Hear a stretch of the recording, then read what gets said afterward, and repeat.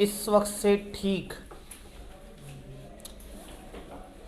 23 घंटे और 40 मिनट बाद आपको पता लग जाएगा कि इसमें से सवाल किस तरह के आते हैं। क्वेश्चन बैंक में क्वेश्चन नहीं है, क्यों नहीं है बताएं। ये वो चैप्टर है जो जिद्दत के तकाज़ों के लिए उन्होंने अभी डाला है। तो ये से पहले उन्होंने ये वो वही चैप्टर है जो कहीं से छापा नहीं मारा इन्होंने, मतलब कहीं अपनी किताबों से छापा नहीं मारा, थोड़ा इंटरनेट से पकड़ के छापा मारा है। जी, पेस्टल एनालिसिस 3 सफ़े की चीज़ होती है जिसमें इतनी सी डिस्कशन होती है कि कुछ पॉलिटिकल फैक्टर्स देखने हैं, इतनी सी होती है थोड़े से सोशल फैक्टर देखने हैं, इतनी सी डिस्कशन होती है टेक्नोलॉजिकल। इन्होंने पॉलिटिकल पे चैप्टर बना दिया, टेक्नोलॉजिकल पे चैप्टर बना दिया, इकोनॉमिक्स पे चैप्टर बना दिया, सोशल और लीगल पे अलग से चैप्टर बना दिया। वो पेस्टल भी पूरा नहीं किया। इकोलॉजिकल होता है उसका चैप्टर मिस हो गया, बाद में देखा गिनती पूरी नहीं हो रही थी। 7वें चैप्टर से आगे बनाना शुरू किया था, 6 चैप्टर थे, 5 बने। इन्होंने कहा 6 क्यों नहीं बने, वो फिर 6ठा चैप्टर बना दिया, पिछले 5 चैप्टर्स के सवाल जवाब। उनके पास कंटेंट खत्म हो गया, वो मिस कर गए इकोलॉजिकल फैक्टर। तो पेस्टल एनालिसिस में एक फिजिकल एनवायरनमेंट का फैक्टर होता है। तो पेस्टल बेसिकली इस पूरे फ्रेमवर्क को कहते हैं जो जब ये शुरू होता है तो हम बताते हैं कि ये पेस्टल एनालिसिस है जिसके अंदर आपने इन सारी चीज़ों को कलेक्टिवली देखना होता है। और फिर पेपर में एक बड़ा सा सिनेरियो आ सकता है, जैसे कल स्वॉट एनालिसिस हमने देखा, एक बड़ा सा सिनेरियो आया और कहीं इसके ऊपर पेस्टल एनालिसिस अप्लाई करो, तो फिर आपने क्या करना है, उसमें जो पॉलिटिकल बातें हैं वो पॉलिटिकल में लिखनी है, जो सोशल बात है वो सोशल में लिखनी है। ये सब करने के लिए थोड़ी सी गाइडेंस नहीं है किताब में, पूरे चैप्टर हैं, तो पूरे चैप्टर पढ़ने के बाद हमें वो एनालिसिस बहुत अच्छी तरह से करना आ जाता है। ये तो भी आपने कोई 10-15 मिनट में उड़ा लेंगे, तो जॉनसन कॉलेज का जो वो जी, उसमें क्या है 6 स्टेप्स जो हाँ, तो समझ नहीं आता कि ये याद कैसे करें। रट्टा मार ले, मॉडल है ना, मॉडल तो है ना, हाँ, तो याद हो गया, उनके नाम लॉजिक भी आपको समझ आ गई है, लेकिन चूंकि ये मॉडल है इसलिए याद कर ले। याद करना है। हाँ, जैसे ऊपर थोड़े पॉइंट्स हैं, जैसे इसके ये एक्टिविटीज हैं। हाँ, उसमें सवाल है ना, जॉनसन्स कॉज में वो बेसिकली स्टेटमेंट्स हैं, यानी आइडेंटिफिकेशन करनी है आपने, फिर यानी कि इसकी उस तरह से हेडिंग्स नहीं है। ये मॉडल स्टेप्स पे काम करता है। स्टेप का मतलब है पहला काम ये करना है, तो इसमें वो जो काम हैं जो करने हैं वो एलिमेंट है, स्टेप की हेडिंग नहीं है। जैसे बाकियों में हेडिंग होती है ना कि वो 5 फोर्सेस में आप कहते हैं सब सप्लायर की बार्गेनिंग पावर फलाना, तो इसमें उस तरह की हेडिंग्स नहीं है, स्टेप नंबर है। हाँ, स्टेप नंबर आपका सही, तो इसकी हेडिंग है स्टेप 1, ये स्टेप हेडिंग है, स्टेप इसके एलिमेंट्स हैं। हाँ, सीक्वेंस इसका फिर बरकरार रखना है, फिर ऐसे नहीं है कि को अपनी पसंद से स्टेप पहले ऊपर कर दिया, तो स्टेप होते हैं ना, तो पहले स्टेप के बाद डायरेक्ट 5वें स्टेप पे जाएंगे तो गड़बड़ होगी। तो इसकी तरतीब हमें याद रखनी है। बाकियों में जो सीधे सीधे मॉडल होते हैं हम थोड़ा बहुत तरतीब आगे पीछे करते चल जाते हैं, लेकिन ये स्टेप्स हैं जी। घर जाके पढ़ा और समझ नहीं आएगा इसमें से सवाल किस तरह का आएगा, और टेस्ट में हमारे पास इतनी तरह के सवाल आ जाएंगे कि आपको होगा कि अच्छा सवाल बन सकते थे, तो हम सवाल बना के आपको दिखाएंगे कि सवाल किस तरह का बन सकता है। थोड़ा बहुत पहले आइडिया होना चाहिए, बिल्कुल आई कैप में जाने से पहले थोड़ा सा आपको आइडिया होगा टेस्ट दे के। टेस्ट होता ही टेस्ट है, टेस्ट का मतलब ही ये है कि हम आपको टेस्ट करना चाहते हैं, तो अगर आपको आइडिया दे के टेस्ट करें तो फिर टेस्ट किस बात का। चलें, आइडिया मैं आपको देता हूँ, दिस कैन हैपन। जब चैप्टर पूरा पढ़ा ही नहीं है तो आप आइडिया, भाई एक चैप्टर का हमने इंट्रोडक्शन पढ़ा, अब कह रहे हैं सर हमें समझ नहीं आ रहा इंट्रोडक्शन से किस तरह का सवाल आएगा। भाई चैप्टर पूरा पढ़ लें, हो सकता है आज हम इतनी सारी ऐसी काम की बातें पढ़ लें जिसमें बहुत सारे सवाल बन सकते हैं। हम 10-11 सेक्टर्स के बारे में पढ़ेंगे कि आईटी ने उसके साथ क्या किया। जब 10-11 चैप्टर्स के बारे में सेगमेंट्स के बारे में पढ़ेंगे तो हो सकता है पेपर में सवाल आए कि बताओ रिटेल के साथ टेक्नोलॉजी ने क्या किया।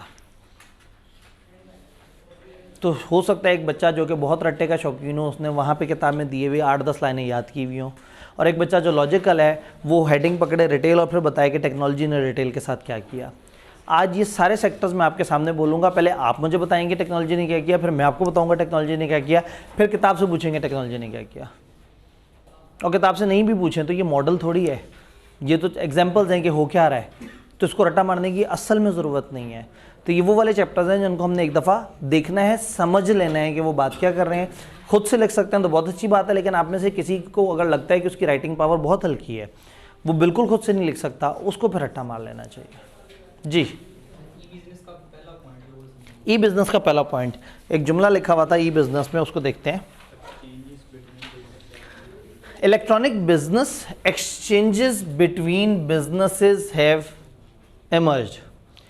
Electronic business exchanges between business have emerged. Businesses के आपस के दरमियान जो इलेक्ट्रॉनिक एक्सचेंजेस हैं वो अब होना शुरू हो गई हैं। फॉर एग्जांपल, मैं दराज पे ऑर्डर करता हूँ मोबाइल फ़ोन, दराज टेक्निकली मेरे ऑर्डर को फॉरवर्ड करेगा कराची के एक दुकानदार को, और कराची का दुकानदार मेरे घर भिजवाएगा और दराज से कहेगा मुझे पैसे दो, और पैसे काटे होंगे दराज ने। तो टेक्निकली मैंने दराज को ऑनलाइन ऑर्डर दिया, दराज एक इलेक्ट्रॉनिक बिजनेस था, दराज ने अपने इलेक्ट्रॉनिक लिंक से, इधर मैंने ऑर्डर दिया तो वो फ़ोन करके नहीं कहेंगे फ़ोन पहुंचा दो, उसी मेरे ऑर्डर से ऑटोमेटिकली दराज की वेबसाइट से एक ऑर्डर जनरेट होगा और उन लोगों की वेबसाइट पे जाएगा, और वो लोग दराज वालों के दिए गए एड्रेस पे मोबाइल भेज देंगे इस यकीन के साथ कि दराज ने हमें पैसे दे देने हैं। तो ये इस तरह से जी। अब कैश ऑन डिलीवरी का क्या सीन होता है, नॉर्मली एक ख़ास अमाउंट से बड़ी ट्रांजैक्शन पे जो आपकी जो होम शॉपिंग वाले जितने भी होते हैं ये कहते हैं कि आप हमें डायरेक्ट बैंक ट्रांसफ़र करें, या इस तरह से मुनासिब अमाउंट तक जो है ना, मतलब आप उनसे मंगवाएं लाख रुपए का मोबाइल, वो कैश ऑन डिलीवरी पे नहीं देंगे, वो कहेंगे ये बड़ी अमाउंट है, इसके अंदर आपने पहले से हमें पैसे भिजवाने हैं। जो एक ख़ास लेवल तक की मुनासिब अमाउंट है उसमें कैश ऑन डिलीवरी, उसमें क्या होता है, कुछ कोरियर कंपनीज़ ने ये एक अरेंजमेंट, ये एक सर्विस दी हुई होती है। वो सर्विस ये होती है कि हम आपका माल भी दे देंगे और आपके बिहाफ पे पैसे कलेक्ट भी कर लेंगे। तो उनका एक अकाउंट चल रहा होता है वेंडर के साथ। फॉर एग्जांपल दराज के साथ एक अकाउंट चल रहा हो TCS वालों का फॉर एग्जांपल, और TCS वालों के अकाउंट में उन्होंने अपना 5 लाख रुपए रखा हुआ हो, और वहाँ पे ये होता हो कि TCS जहाँ जहाँ डिलीवर करता है इनके बिहाफ पे कैश कलेक्ट करता हो और आके उस अकाउंट में जमा करा देता हो, और फिर अपने सर्विस चार्जेस उसमें से माइनस कर लेता हो और बाकी अमाउंट एक ख़ास तरीके से दराज को वापस कर देता हो। तो अगेन वही बात है कि जब सबको समझ आ गया कि होम डिलीवरी वाला काम बहुत ज़्यादा बढ़ गया, तो जो कोरियर सर्विसेज है उन्होंने नया फीचर भी दे दिया कि हम ही आपके कैश कलेक्शन एजेंट भी बन जाते हैं। क्या फ़ायदा होगा उन्हें, 4-5 दिन तक कैश उनके पास पड़ा रहेगा। तो अगर पूरे पाकिस्तान में एक दिन में दराज ने 1500 ऑर्डर दिए हैं, तो 1500 ऑर्डर का उतना कैश TCS के पास अगर अकाउंट में पड़ा होगा तो 4-5 दिन में अकाउंट में इतने पैसे होने की एक मैथमेटिकल वर्थ है, एक फाइनेंशियल वर्थ है। अगर मैं वर्ड इस्तेमाल करूँगा तो ज़ाहिर है वो गलत हो जाएगा, लेकिन बहरहाल वो एक फाइनेंशियली वो एक मोटिवेटिंग चीज़ है कि आपने 4-5 दिन का एक्स्ट्रा एज ले लिया, टाइम वैल्यू ऑफ मनी ले ली 4-5 दिन के लिए। मैं वही तो कह रहा हूँ कि मैं वो लफ्ज़ इस्तेमाल नहीं करना चाह रहा जो असल में उसकी वर्थ लोगों को लगती है।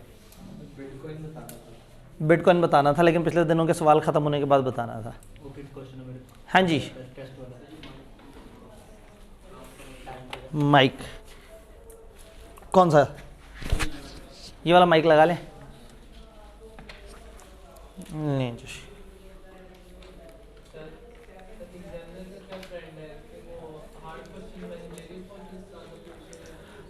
एग्जामिनर का क्या ट्रेंड है कि वो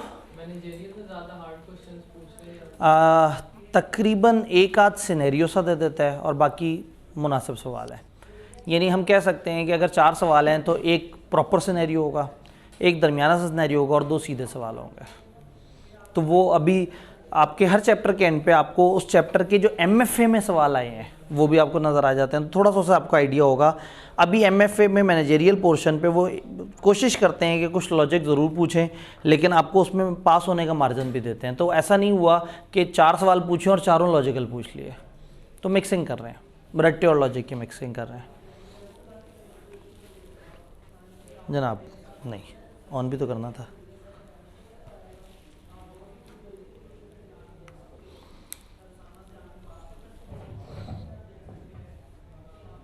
जी, आवाज़ क्लियर है, आवाज़ क्लियर है, आवाज़ क्लियर है। तो नहीं, आवाज़ में साउंड है, तो आवाज़ में साउंड ही होता है। ठीक है, ठीक है जी। तो हम लोगों ने डिस्कशन की कि इंटरनेट एक चीज़ होता है, इंटरनेट पे तो नहीं कुछ खुदा ना खास्ता सवाल। ई बिज़नेस समझ आया, इलेक्ट्रॉनिक बिज़नेस। M कॉमर्स समझ आया, जो मोबाइल से कॉमर्स हो रही है, मोबाइल पे वॉलेट बन जाता है, वहीं से आपके पैसे देते हैं, ऐप के अंदर आपके बैलेंस स्टोर हुए हुए होते हैं।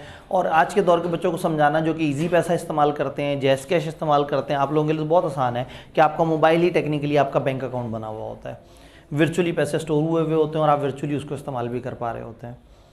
तो उसके अलावा फिर हम लोगों ने पढ़ा वीलॉग, बिलॉग, ब्लॉग या व्लॉग, इसमें कोई कन्फ्यूजन।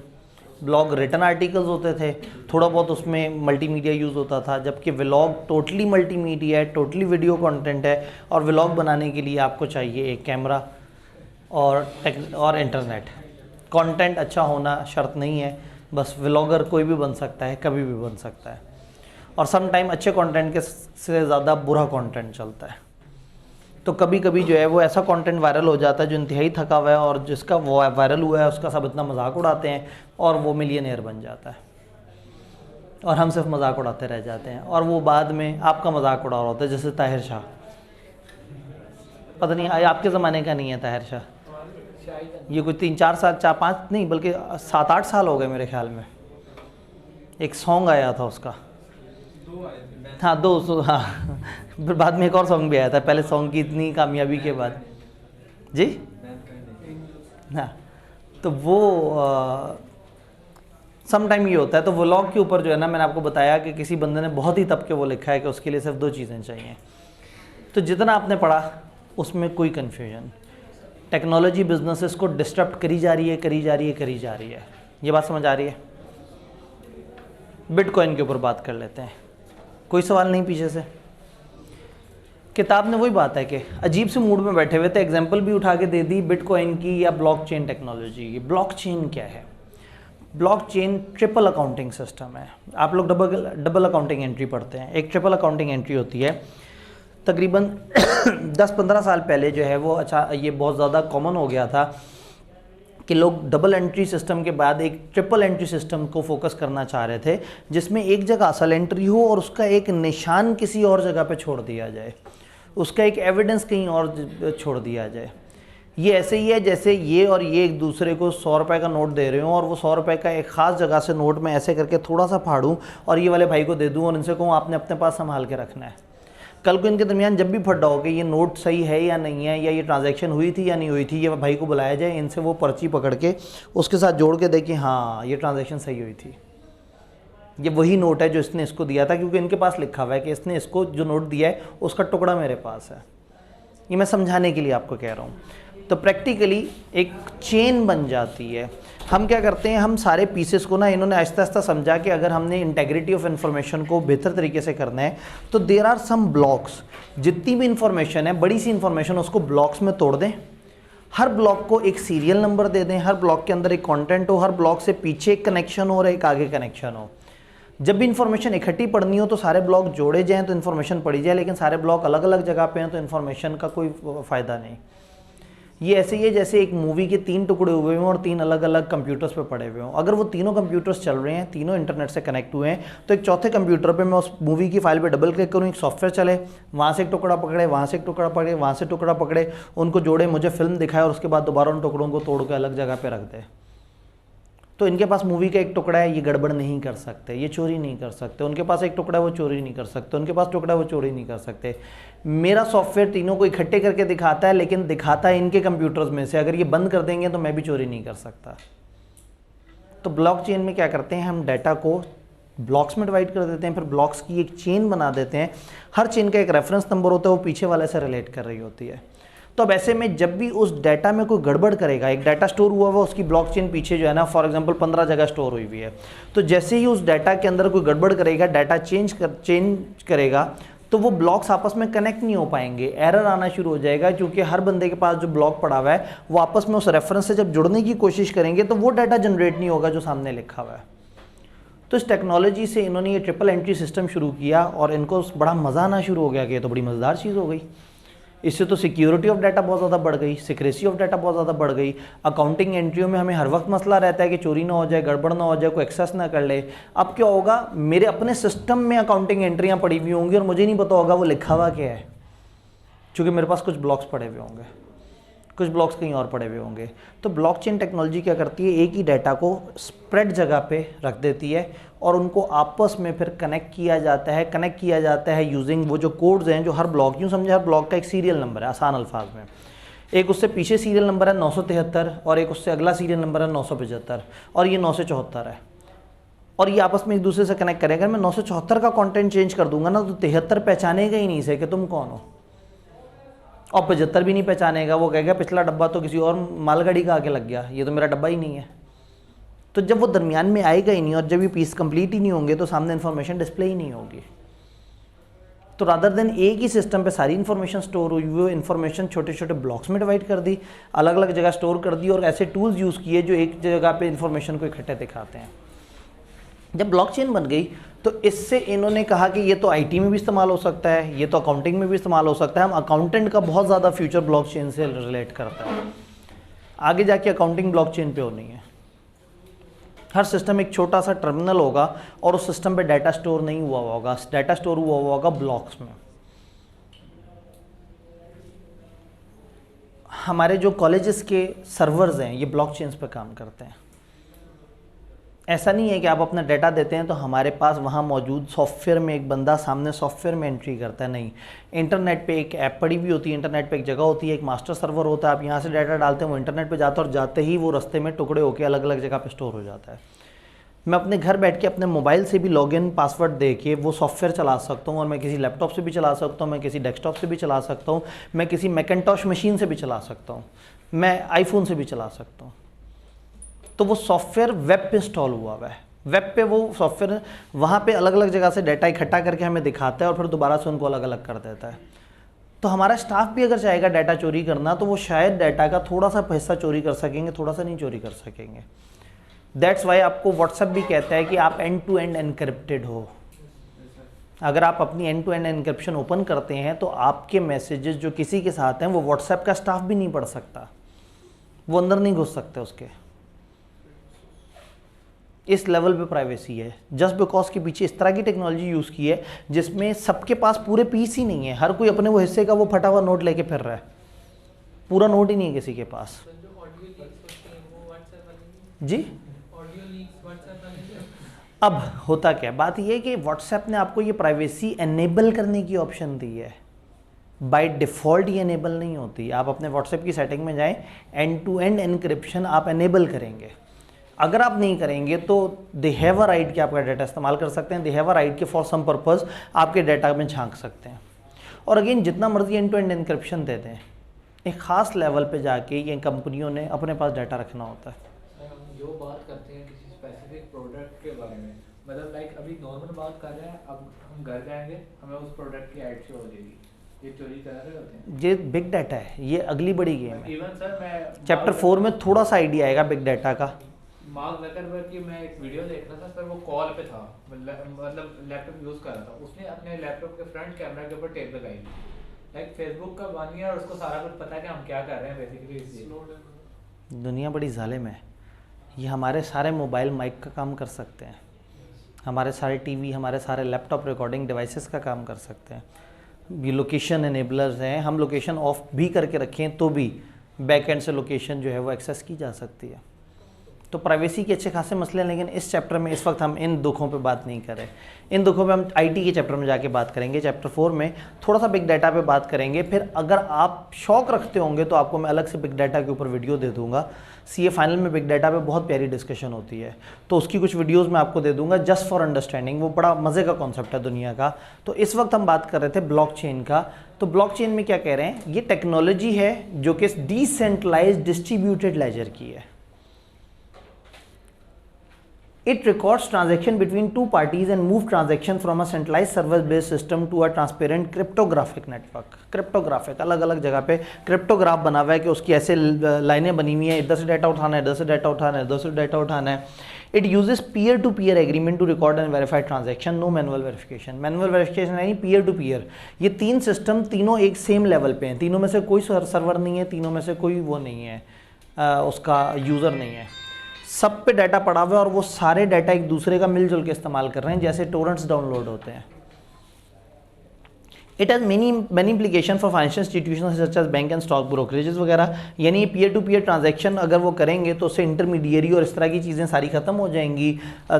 लोग ट्रांजैक्शन करेंगे और उस वक्त बैंक का सर्वर चल रहा है या नहीं चल रहा, उनकी ट्रांजैक्शन प्रोसेस हो रही होगी, क्योंकि बैंक के सर्वर ने उस ट्रांजैक्शन को तोड़ के अलग अलग जगह पर डाल दिया है। फाइनेंशियल इंस्टीट्यूशन, अब अगेन जिस तरह से आप डरते हैं टेक्नोलॉजी से, तो फाइनेंशियल इंस्टीट्यूशन भी डरते हैं टेक्नोलॉजी से, वो भी परेशान है। और जब वो परेशान है तो स्टेट बैंक्स परेशान है, जब स्टेट बैंक परेशान है तो फिर बिटकॉइन को हराम भी कर देते हैं, मना कर देते हैं, क्योंकि इस टेक्नोलॉजी पे अब दुनिया ने नई करेंसी निकाल ली, बिटकॉइन, जो कि वर्चुअल करेंसी है, वर्चुअली चलती है, वर्चुअली इस्तेमाल होती है, वर्चुअल तरीके से उसमें बाइंग एंड सेलिंग हो रही है, और वो पीछे इस तरह की टेक्नोलॉजी पे चल रही है, वो सिक्योर भी है, ये हमारे पेपर करेंसी से ज़्यादा सिक्योर है, हमारे बैंक के ATM से ज़्यादा सिक्योर है। तो आहिस्ता आहिस्ता बैंक को समझ आ रहा है हम फारिग हो जाएंगे अगर ये करेंसी आ गई तो, और ऑब्वियसली पे स्टेट बैंक जो कि पूरे मुल्क के पैसों के हिसाब किताब को देखता है तो वो नहीं चाहेगा। तो बहुत सारे मुल्कों ने क्रिप्टो करेंसी को और इन चीज़ों को बैन किया हुआ है। इवन यूट्यूब इसकी बहुत सारी ऐसी वीडियोज़ है जिसको पब्लिकली अलाउ नहीं करता। मेरा चैनल ताज़ा जो हैक हुआ उस पर यही हुआ, उन्होंने हैक करके उसका नाम चेंज किया और उस पर बिटकॉइन की वीडियोस चला दी, और फिर यूट्यूब ने कहा कि ये तो आब्दी साहब ने जो है वो कम्युनिटी गाइडलाइन की खिलाफ वर्जी की है, और ये बगैर जाने कि वो हैक हुआ है उन्होंने उठा के चैनल को उड़ा के साइड में फेंक दिया। अब मुझे उन्हें बताना है कि वो मैंने नहीं किया, लेकिन मैं कौन हूँ? मेरी एक डिजिटल आइडेंटिटी थी, मेरा गूगल का अकाउंट, वो मेरा ही नहीं है इस वक्त। उसके सारे पासकोड चेंज हो चुके हैं, उसके सारे चीज़ें रिवाइज़ हो चुकी हुई हैं। तो मैं जो कि एक पेड यूज़र हूँ गूगल का, मैं गूगल वन का यूज़र हूँ, मैं उनको मंथली सब्सक्रिप्शन दे रहा होता था, और मैं साबित नहीं कर सकता कि मैं हूँ। ये फिर उस वर्चुअल दुनिया के मसले हैं। फिज़िकल दुनिया में आप आके कंधा हिला के कह सकते हैं वे खोया है, जीता जागता बंदा सामने खलोता है। उधर आपको अपनी डिजिटल आइडेंटिटी बतानी है, और वो डिजिटल आइडेंटिटी अगर किसी और ने क्लेम कर ली तो वो उसकी डिजिटल आइडेंटिटी है। मैं कहता हूँ जी मैं असल यूज़र हूँ, कहते हैं अच्छा चलें आपने जो अल्टरनेट हमें ईमेल दिया हुआ है ना, हमने उसके ऊपर कोड भेजे, जाओ क्लिक करो उसे, वो अल्टरनेट उसने दिया हुआ है। अच्छा वो जो आपने महीने पहले कोड जनरेट करवाया था वो हमें बता दें। अच्छा वो जो आपने अपना फ़ोन नंबर चेंज किया था, मैंने कहा नहीं पिछला वाला फ़ोन नंबर, तो वो 2 दफ़ा फ़ोन नंबर चेंज किया है ताकि लेटेस्ट फ़ोन नंबर और पिछले फ़ोन नंबर की डेफिनेशन में भी उसी के प्रोवाइडेड नंबर हो। तो ये फिर भाईजान ये फिर इलेक्ट्रॉनिक चोरियाँ भी होती हैं। ये टेक्नोलॉजी के फिर फ़ायदे हैं तो फिर टेक्नोलॉजी के नुकसान भी हैं। जी इनका हुंडी का काम कितना अच्छा है, ऐसे गलत लोग हर कौम में पाए जाते हैं, आपने इग्नोर कर देना है। सर देखिए वो एक छोटी सी पर्ची लिखते हैं, वो पर्ची लेके पठान बाहर निकलता है, वो दुबई पे जाती है और उस पे माल भी आता है, वो वहाँ से ऐसे। और वो ज़्यादातर वो पर्ची एग्जैक्टली एक करेंसी नोट होता है जो कि टेढ़ा बांका होकर फटा हुआ होता है। आप ये देखें कि पठान ने किस टाइम पे क्या सोच लिया था, और ये अब आज आके कहते हैं लो जी हम लोगों ने जो है ना वो टेक्नोलॉजी निकाली है। पठान को कॉपी करते हैं और जो है ना वो मशहूर हो जाते हैं। लेकिन हम ये क्यों नहीं करते, हमारी गवर्नमेंट क्यों नहीं ऑप्ट करती? इसके फायदे बहुत ज़्यादा हैं। लाइक फॉर एग्जांपल अब पाकिस्तान में अगर ईरान से तेल आप समझ आए कि कल क्यों नहीं किया था ये डिस्कशन शुरू, क्योंकि ये एक अलग डिबेट है। इसने बताया कुछ नहीं है, हमें सिर्फ हल्के से हिंट दिए हैं। ये तो मैंने पूरा समझाने की कोशिश की है, लिखा इतना ही है, ये याद इतना ही करना है, लेकिन ये बता रहे थे कि इसके फ़ायदे हैं। ईरान से पाकिस्तान तेल लेता है, पाकिस्तान पे सैंक्शन लग जाएंगी, पाकिस्तान की मतलब जो ट्रेड वगैरह लोग हो जाएगी। ठीक है। लेकिन सर रशिया पे यूएस ने सैंक्शन लगाई, उन्होंने जितने रशियंस थे उनके अकाउंट फ्रीज करने का हुक्म दे दिया अमेरिका ने। अब उन सारे रशियंस ने क्या किया, सीधा सीधा बिटकॉइन बाय कर लिया अपने अकाउंट से फटाफट। उससे पहले अब बिटकॉइन को वो लोग कंट्रोल नहीं कर सकते। तो सर ये तो फायदा है ना, हम सारी सैंक्शन से बच सकते हैं जैसे रशियंस बचे थे। ये यूक्रेन के इशू हैं। ऐसी बिटकॉइन जिसको अमेरिका कंट्रोल ना कर सके, जैसे रशिया कंट्रोल ना कर सके, तो जब वो हमारे साथ बुरा करेगा तो हम कंट्रोल कर सकेंगे। तो बस फिर हर चीज़ के ना एक ईवल विंग भी होता है। टेक्नोलॉजी आर्टिफिशियल इंटेलिजेंस अगर मदद कर रही है ना, तो अगर कभी उसने ये सोचा कि हुकूमत तो मुझे करनी चाहिए। एक मूवी है ईगल आई, एम कभी मूड में बैठे हो तो देखिएगा, उसमें इसी तरह से एक कंप्यूटर चार्ज संभाल लेता है। वो कहता है कि मैं तो इंसान से अफजल हूँ, और फिर सारे शहर के कैमरे उसके साथ लिंक हुए हुए होते हैं, सारे शहर की सारी चीज़ें उसके साथ लिंक हुई हुई होती हैं। इंसान ने काम इतना ऑटोमेट कर दिया कि एक सिग्नल अगर कोई तोड़ता है तो ऑटोमेटिकली उसकी तस्वीर खींचती है, उसके नंबर से ऑटोमेटिकली एक जगह से निकाल के उसका एड्रेस वो किया जाता है, और तस्वीर समेत तो उसके घर पहुँचा दिया जाता है। जब कंप्यूटर को इतना सब कुछ पता है तो इंसान की ज़रूरत क्या है? तो इंसान को जब समझ आ जाए कंप्यूटर काम का नहीं, उसे फेंक देता है। जिस दिन कंप्यूटर को समझ आ गया ना कि इंसान काम का नहीं है, वो इंसान को फेंक देगा, और फिर उसको बिजली नहीं मिलेगी, आहिस्ता आहिस्ता मर जाएगा। और फिर 7-8 हज़ार साल बाद कुछ लोग होंगे और पूछेंगे क्या टेक्नोलॉजी कभी आगे गई भी थी? तो टेक्नोलॉजी जो है ना वो आहिस्ता आहिस्ता तबाह कर देती है। कुछ अरसे मज़े कराती है तो कर लें वो थोड़े अरसे के मज़े, तो उसको समझते हैं इससे पहले कि आप टेक्नोलॉजी से डरना शुरू हो जाए। अब ये चैप्टर बड़ी मज़े की डिस्कशन कर रहा है, बाउंड्रीज से निकल के डिस्कशन कर रहा है। वो कह रहे हैं कि टेक्नोलॉजी ने किया क्या है दुनिया के साथ। एक बिजनेस की एग्जांपल दी उन्होंने, कहा येलो पेजेस का बिजनेस होता था, $60 बिलियन का होता था, $1 बिलियन से नीचे आ गया है। दुनिया के बिजनेसेस एड्रेसेस इस पे होते थे, यानी कि आप एक किताबचा खरीदते थे पाकिस्तान में जाके, येलो पेजेस की एक बुक, उसमें पूरे पाकिस्तान के इंडस्ट्री वाइज बिजनेसेस के फ़ोन नंबर्स वगैरह दिए होते थे। आजकल आप गूगल पे सर्च करते हैं, फ़ौरन से उस जो भी बिज़नेस सर्च कर रहे हैं उसका गूगल का पेज आ जाता है, उसका ऑफिशियल नंबर आ जाता है, आप फ़ौरन से क्लिक करते हैं और कॉल मिला लेते हैं। तो कौन ख़रीदेगा वो किताब? तो पूरी दुनिया में बहुत बड़ा बिजनेस होता था इनका, जो टेक्नोलॉजिकल डिस्ट्रप्शन ने उड़ा के $60 बिलियन के बिजनेस को $1 बिलियन से नीचे फेंक दिया। देन उनका एयरबीएनबी $25 बिलियन से ऊपर का बिजनेस है। ये दुनिया की सबसे बड़ी होटलिंग चेन है जिनका एक भी होटल नहीं है। ऐप ये ऐसे ही है जैसे करीम की अपनी टैक्सी कोई नहीं है, और कहने को पाकिस्तान की सबसे बड़ी टैक्सी कंपनी।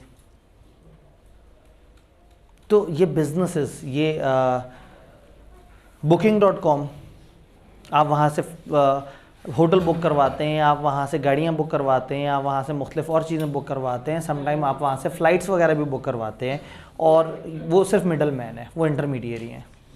तो टेक्नोलॉजी ने तो गेम ही बदल दी, चीज़ों को कहाँ से कहाँ ले गए। तो किताब हमें डराने के लिए पहले उसने चंद एग्जांपल्स दी। उसने कहा टेक्नोलॉजी ये करती है कि वो बिजनेसेस जो कहाँ के कहाँ थे वो आगे से आगे चले गए। तो इस चैप्टर में हम कुछ इंडस्ट्रीज़ का जिक्र करेंगे जिनको टेक्नोलॉजी ने बुरी तरह से डिस्टर्ब कर दिया। डिस्टर्ब क्या होता है? Positive disturbance. डिस्टर्ब कर दिया, और डिस्टर्ब करने के बाद वो चीज़ें चेंज हो गई। इसमें पहली एग्जाम्पल हमारे पास आती है बैंकिंग की। मुझे बताएं, सामने मौजूद हाजरीन, बैंकिंग में टेक्नोलॉजी ने ऐसा क्या किया है? ऑनलाइन बिजनेस शुरू हो गए। बैंकिंग का ट्रेडिशनल बिजनेस सोचें आज से 8-10 साल पहले का, और अब सोचें बड़ी बड़ी ब्रांचेस होती थी, ट्रांजैक्शंस फिजिकली कैश में होती थी, चेक बुक्स का बहुत ज़्यादा इस्तेमाल होता था। मतलब मैं ही आज से 5 साल पहले जो है वो चेक बुक 100 पेजेस की लेता था, क्योंकि वो जल्दी ख़त्म हो जाती थी, 50 वाली 30 वाली, तो 100 लीफलेट वाली, और वो भी 6-7 महीने में ख़त्म हो जाती थी। और अब पता नहीं मेरी चेक बुक कहाँ पड़ी हुई है, शायद मैंने 1.5 साल से नहीं देखी। 2 चेक एहतियातन उसमें से जेब में रखे हुए हैं कि जहाँ ज़रूरत पड़ी मैं दे दूंगा, लेकिन उनकी ज़रूरत भी सिर्फ वाईकेब को भेजने के लिए पड़ी जब उन्होंने कहा कि जी आप RAT रजिस्ट्रेशन के पैसे हमें चेक पे भेजें। तो एक तो ये हो गया चेक्स वगैरह, फिज़िकल कैश वाली चीज़ें, बड़ी बड़ी ब्रांचेस। पहले बैंकों के बड़े बड़े कैंपस होते थे, बड़ी बड़ी ब्रांचेस होती थी, बड़े बड़े एरिया में फैले होते थे। अब छोटी सी जगह पे भी पूरा बैंक आ जाता है। और क्या क्या किया टेक्नोलॉजी ने? पहले टाइम लगते थे, लाइनों में लोग लगे हुए होते थे, बिल जमा कराने होते थे, उन्होंने बिलों वाला अपना प्रोसेस ऑनलाइन कर दिया। मैंने कल या परसों अपना बिजली का बिल मोबाइल से भरा है। पता नहीं मैं कितने साल हो गए मैं बैंक नहीं गया बिल भरने के लिए, ये टेक्नोलॉजी ने किया। बैंक की फ़ाइल, बैंक के डॉक्यूमेंट्स वो टेक्नोलॉजी पे स्टोर होना शुरू हो गए। ट्रांजैक्शन टाइम की लिमिट ख़त्म हो गई, ट्रांजैक्शन स्मूथ हो गई, लोग घर बैठ के ट्रांजैक्शन कर सकते हैं। मैं अपने बैंक का लेजर का बैलेंस देखना चाहूँ मैं अपनी ऐप पे देख सकता हूँ, मैं ट्रांजैक्शन करना चाहूँ कर सकता हूँ, मैं पैसे कहीं इधर से उधर मूव करना चाहूँ मैं कर सकता हूँ। तो बैंकिंग के बिज़नेस को तो टेक्नोलॉजी ने अच्छा खासा चेंज किया थैंक्स टू कोरोना, जिसके बाद आहिस्ता आहिस्ता चीज़ें और डिफरेंट हो गई। अब बहुत सारे बैंकों को पता लग गया है कि उनको स्टाफ बिठाने की भी ज़रूरत नहीं है, सिवाय 1-2 वो लोग जो कि बस लोगों को वेलकम करके उनको प्रोडक्ट्स के बारे में बताएं। वो जो बैकएंड पे लोग होते थे, जो ऊपर के फ्लोर पे लोग होते थे, अब वो होते ही नहीं है। मेरा कज़न है, वो एक बैंक में इंटरनल ऑडिटर है, और 1.5-2 साल से वो अपने बैंक नहीं जा रहा, वो वर्क फ्रॉम होम कर रहा है। सारा कुछ उसके लैपटॉप पे सारा कुछ अवेलेबल हो जाता है, क्लाउड पे सारी चीज़ें पड़ी होती हैं, वहीं से सारा काम कर लेता है, वहीं से ऑडिट भी कर लेता है। तो बैंकिंग सेक्टर अच्छा खासा चेंज हो गया। और कोई चेंज जो आपको नज़र आ रही हो? किताब ने एग्जांपल दी, उन्होंने कहा ये फिनटेक, ये जो फाइनेंशियल टेक्नोलॉजी है, वर्चुअल बैंकिंग, ये फ्यूचर है। फिजिकल बैंक साइड पे हो जाएंगे और आहिस्ता आहिस्ता वर्चुअल बैंक आ जाएंगे। अब जैस कैश क्या है? पाकिस्तान में इतने बड़ा लेवल पे इस्तेमाल होने वाली चीज़ जो कि फिजिकली सामने से दिखने में एक बैंक नहीं है, बैकएंड पे बैंक है, लेकिन सामने से आपको बैंक नहीं दिखता, छोटे छोटे दुकानदारों के थ्रू रेगुलेट हो रहा है। Fintech facilitate in money transfer, investment management, फलाना फलाना फलाना। फाइनेंशियल टेक्नोलॉजी को यूज़ करते हुए एक बंदा पैसे वाया मोबाइल्स वो कर सकता है। जैस कैश, ईजी पैसा कुछ पॉपुलर एग्जांपल है। पिछले 5 साल में पाकिस्तान ने ड्रास्टिक इंक्रीज़ देखा है ई पेमेंट्स में due to corona virus. Generally ऐसा है, हम लोग फिज़िकल कॉलेज में बैठे हुए हैं, बट अगेन हमारे पास आने वाला मेजर इनकम का सोर्स है वो ऑनलाइन पेमेंट से आ रहा है। हालांकि हम फिज़िकली बैठे हुए हैं और फिज़िकल लोग आके फ़िज़िकल पैसे जमा करा के और हमसे रसीद ले जा सकते हैं, और वो फिज़िकली कॉलेज पढ़ने भी आ रहे हैं, बट ऑनलाइन ट्रांसफर्स हो रहे हैं। अब वालिद अपने बच्चों को पैसे दे के दूसरे शहर नहीं भेजता कि तुम जाओ और जाके फ़िज़िकल जमा करा दो। वो बच्चा फ़ीस वालिद को बताता है फ़ोन पे कि मेरी इस तरह से फ़ीस है, वालिद वहाँ से ट्रांसफ़र कर देते हो। अगर वालिद बहुत ज़्यादा IT सिवाय नहीं है तो आप उनसे ऑलरेडी उनका कार्ड वगैरह या इस तरह की चीज़ें पूछ लेते हैं और ख़ुद ही से अपने लैपटॉप पर बैठ के ट्रांजेक्शन कर लेते हैं, और साथ में दराज से भी एक चीज़ मंगवा लेते हैं। ठीक है, तो कहने का मतलब ये है कि ये बैंकिंग सेक्टर में चेंज आई। ऑटोमोबाइल और ट्रांसपोर्ट सेक्टर में क्या चेंज आई? अब जाके टिकट नहीं लेते, लंबी लंबी लाइनें होती थी ईद से पहले डेवो के टर्मिनल के बाहर, बाकी उसमें, और जनाब अब आप मोबाइल से टिकट ले लेते हैं, सस्ती भी हो गई। ट्रांसपोर्ट के अंदर मर्ज़ी की भी ले सकते हैं, और ज़रूरी नहीं कि आप उस बस वाली वेबसाइट पे जाएं। आप एक इंटरमीडिएरी के पास जाते हैं, वो कहता है अच्छा ये 4 तरह की बसें, ये रेट है और ये टाइम है, कौन सी चाहिए तुम्हें? सस्ता टिकट.pk, bookme.pk, इस तरह के बहुत सारे सेटअप हैं जिसमें आप मुख्तलिफ वो कर सकते हैं।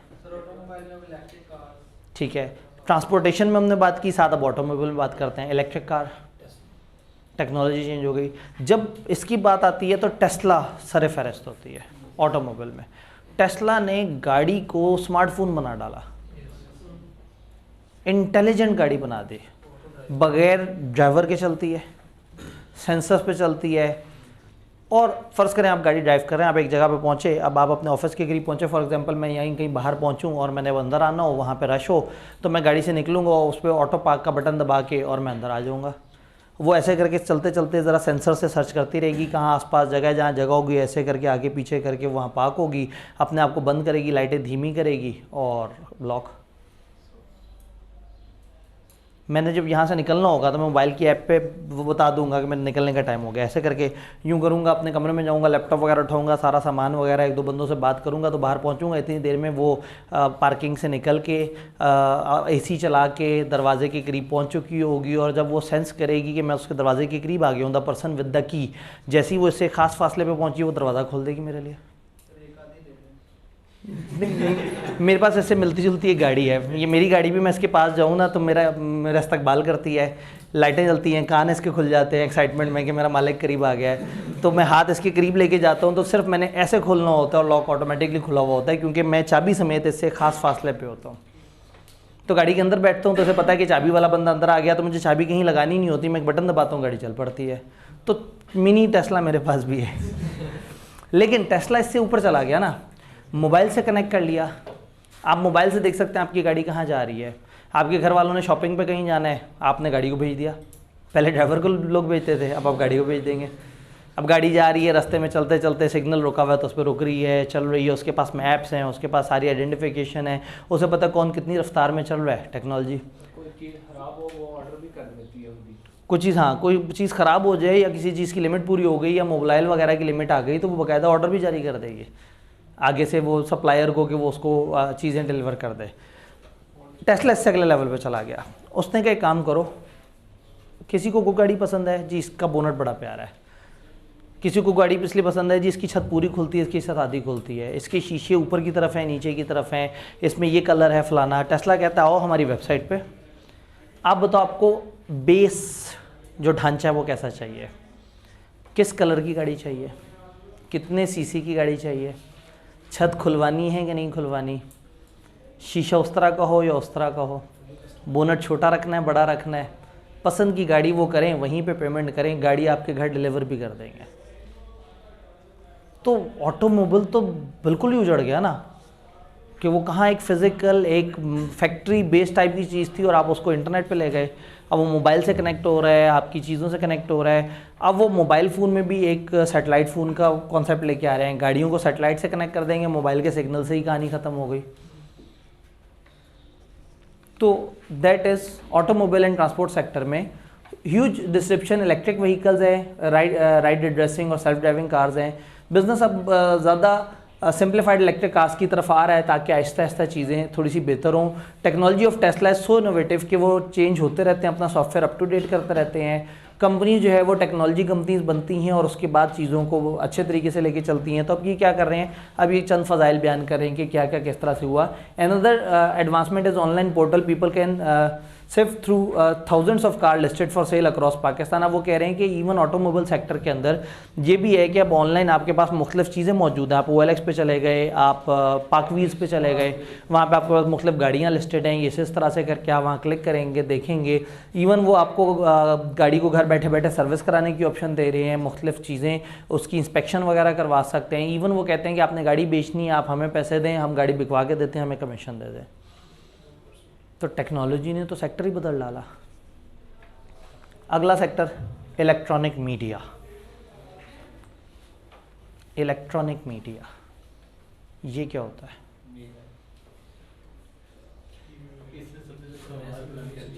जी,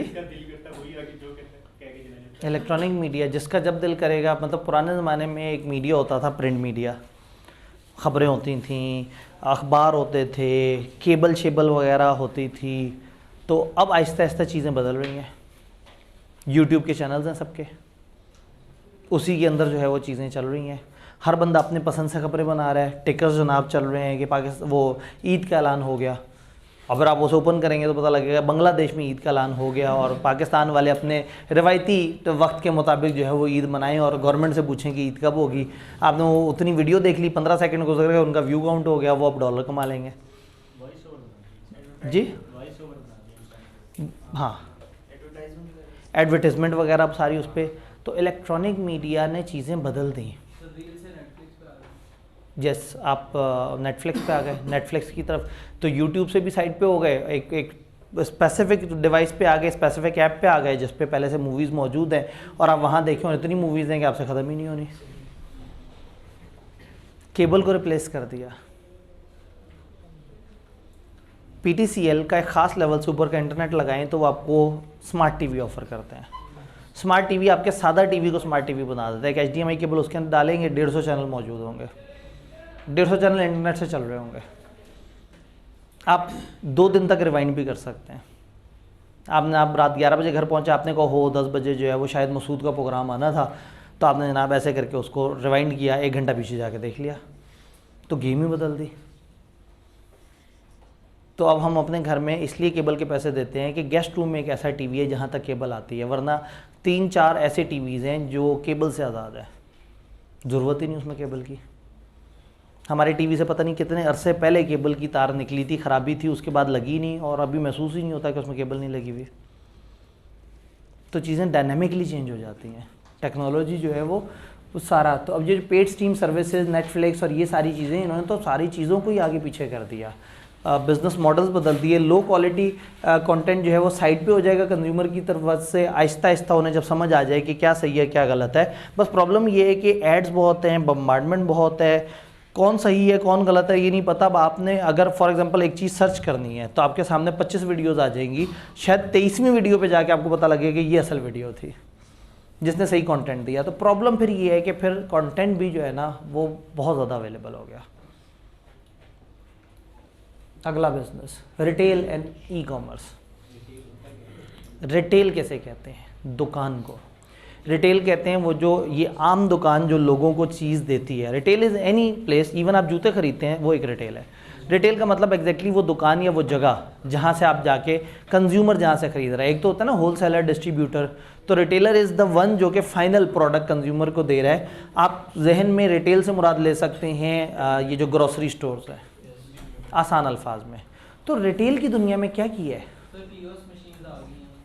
पॉइंट ऑफ सेल डिवाइसेस आ गई हैं।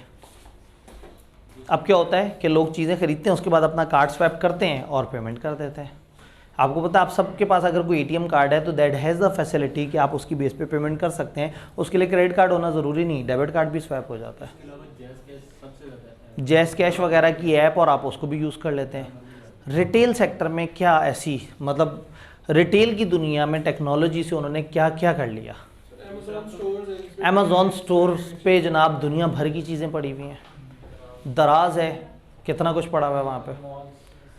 अब पुराने ज़माने में स्टोर उसका चलता था जिसका बड़े एरिया पे स्टोर होता था, 2 कनाल, 3 कनाल, 5 कनाल, 10 कनाल, 20 कनाल, जितना बड़ा एरिया होगा उतना ज़्यादा फेमस होगा, उतना लोग ज़्यादा आएंगे। आज उसका स्टोर चलता है जिसकी वेबसाइट खूबसूरत हो, और अब वेबसाइट भी ऑब्सलीट हो गई है। अब लोग वेबसाइट का नाम भी क्यों लिखेंगे जब वो ऐप पे चले जाएंगे, जब वो फेसबुक पे जा सकते हैं, फेसबुक के पेज पे जा सकते हैं।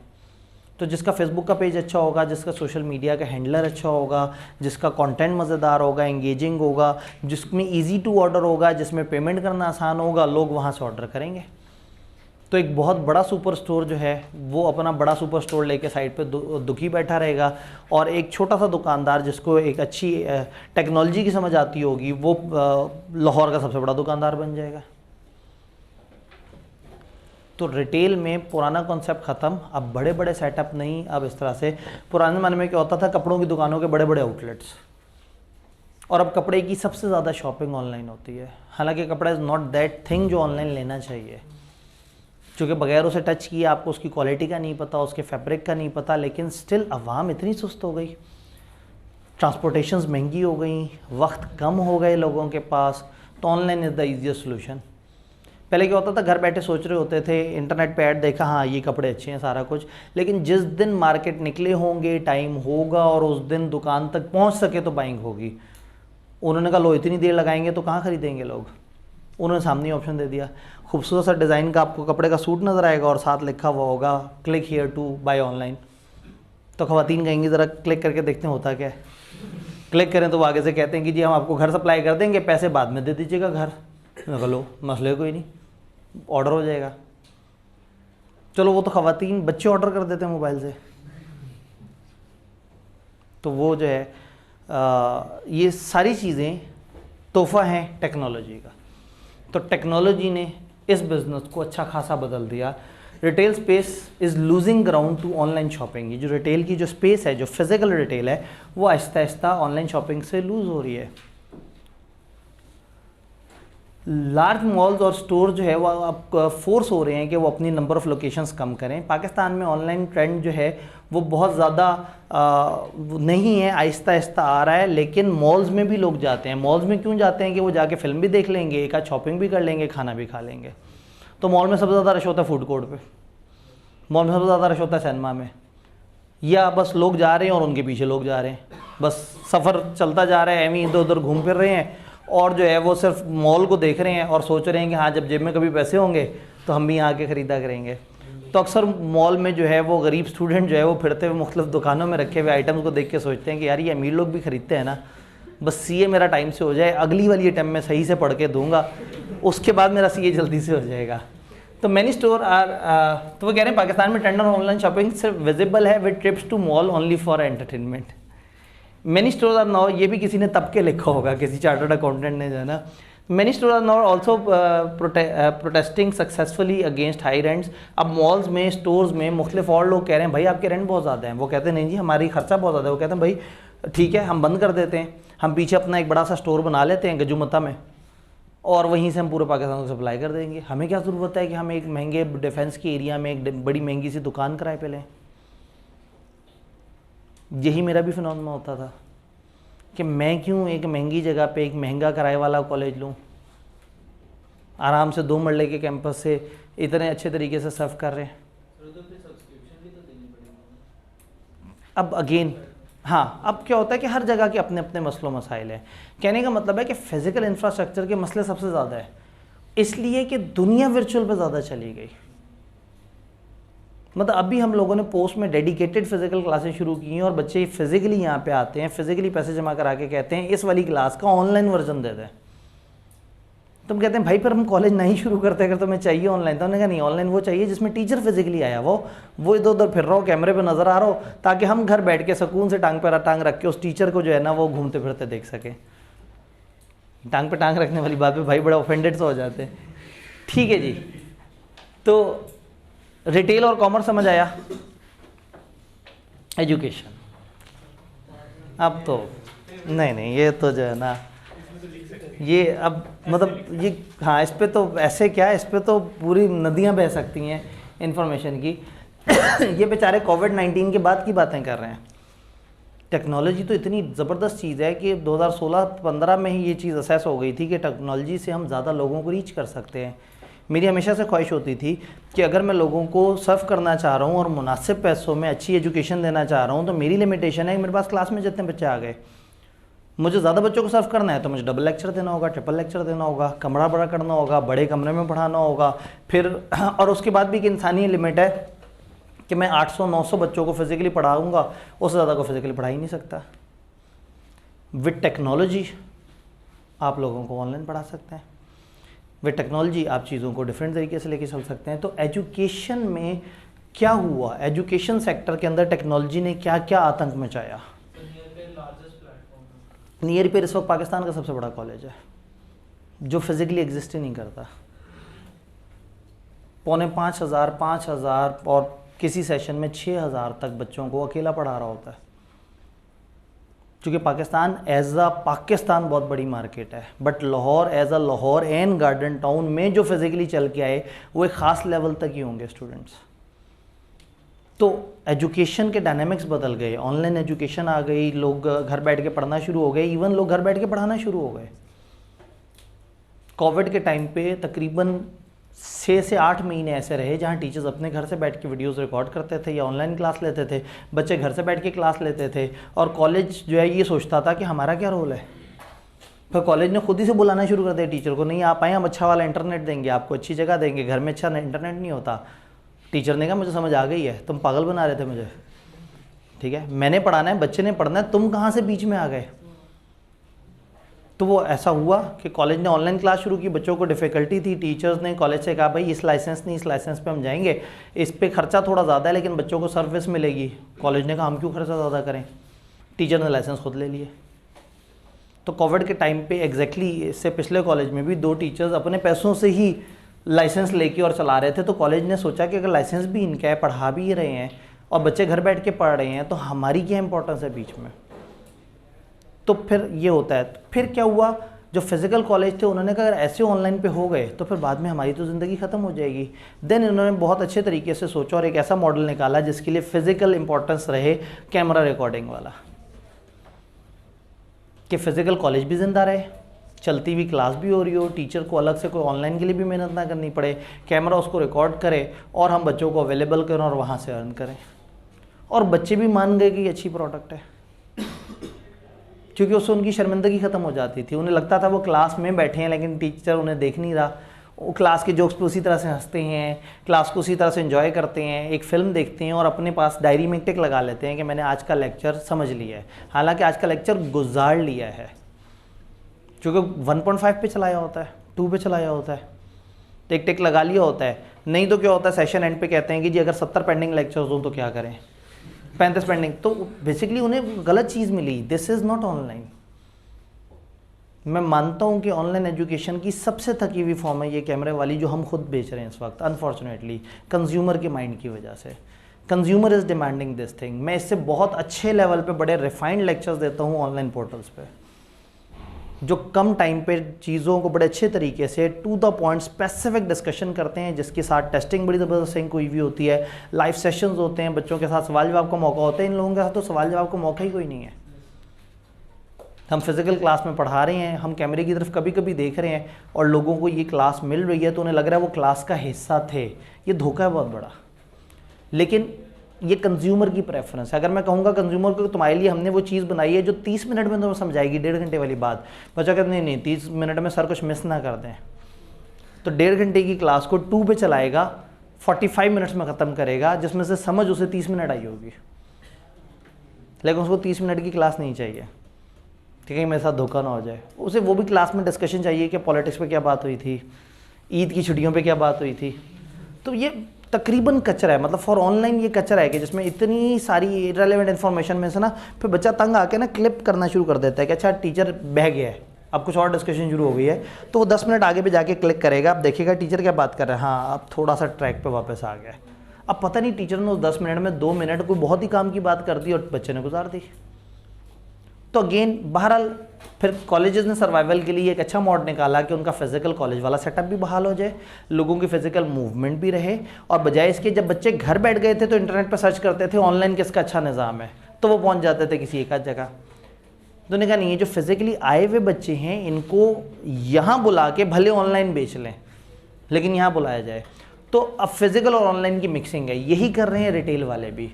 उन्हें दुकानें ख़त्म नहीं की हैं, दुकानें भी रखी हैं, लेकिन उनको भी पता है कि दुकानों से ज़्यादा आने वाले बच्चे ऑनलाइन है। ICAP में रिवीजन क्लास तक होती है जो कि एक बड़ी एक्टिविटी है, बहुत बड़ी एक्टिविटी है। लास्ट टाइम 700 बच्चा लाइव देख रहा था और सामने कितने बैठे हुए थे, मेरे ख्याल में 140 के करीब। उससे बड़ी तो मेरी एक क्लास थी, जो एक कॉलेज के अंदर एक क्लास पढ़ा था वो उससे बड़ी थी, और जो टोटल ICAP में बच्चे पहुंचे थे वो उससे कम थे, क्योंकि बच्चे के पास इतना टाइम भी नहीं है। ऑनलाइन फिर ये एक मसला करता है कि यूज़र थोड़े से स्लो हो जाते हैं, सुस्त हो जाते हैं। तो वो कह रहे हैं कि एजुकेशन सेक्टर को काफ़ी ज़्यादा फ़र्क पड़ा, ऑनलाइन एजुकेशन ने चीज़ों को चेंज कर दिया। और पेंडेमिक के दिनों में जब फिज़िकल कॉलेजेस बंद हुए थे और लोग फोर्स हो गए थे कि वो डिजिटल अपने विंग्स लॉन्च करें, तो उस वक्त ऑनलाइन एजुकेशन काफ़ी ज़्यादा वो हो गई। अब स्कूल्स को रीथिंक करना चाहिए और ऐसी लर्निंग के लिए अपने आप को तैयार करना चाहिए जो अगले ज़माने की हो। मैं अब मानता हूँ कि ट्रेडिशनल सिस्टम बंद हो जाना चाहिए।